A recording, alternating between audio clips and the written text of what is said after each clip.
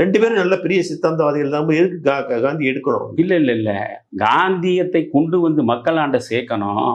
தனி வாழ்வில் நேர்மை, பொது வாழ்வில் தூய்மை, வார்த்தைகளில் வாய்மை என்ற மேலான பண்புகளை இந்த மண்ணில் உள்ள இளைஞர்களின் இதயங்களில் கொண்டு சேர்க்க வேண்டும் என்பதற்காக தொடங்கப்பட்டது காந்திய மக்கள் இயக்கம்.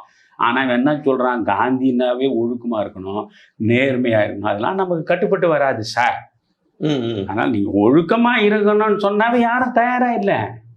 இப்போ ரொம்ப இறுகிய கட்டுப்பாடோடு இருந்த சமண மதம் இந்தியாவில் வளர்ந்ததா? வளரல. இறுக்கமான கட்டமைப்பாக இருந்த புத்த மதம் வளர்ந்ததா? துரத்திட்டோம் இந்த மண்ணில் இருந்த. சரி, பெரியார் அவ்வளவு இறுக்கமான கட்டமைப்போட, நான் சொல்கிறது தான், உனக்கு ஒருத்தனும் சிந்திக்கக்கூடாது, உங்களுக்கு மொத்த பேரும் சேர்த்து நான் சிந்திக்கிறேன், நான் உங்களுக்கு நல்ல வழி காட்டுறேன் அப்படின்னு போனது. பெரியார் பெரிய அளவுக்கு மக்கள் ஈர்க்கலை. ஆனால் எல்லா விதமான சமரசங்களுக்கும் ஆட்பட்ட அண்ணா பெரிய ஆளானார். புரியுதா?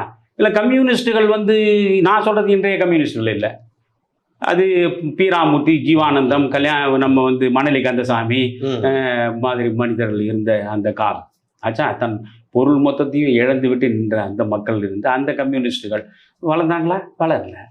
அதனால் இறுக்கமாக ஒழுக்கமாக இருப்பவர்கள் பின்னால் மனுஷன் வரமாட்டான். நீ எப்படி வேணா இரு. நீங்கள் தேர்தல் சமயத்தில் மட்டும் எப்படி கரெக்டாக வந்துடுறீங்க? நடுவில்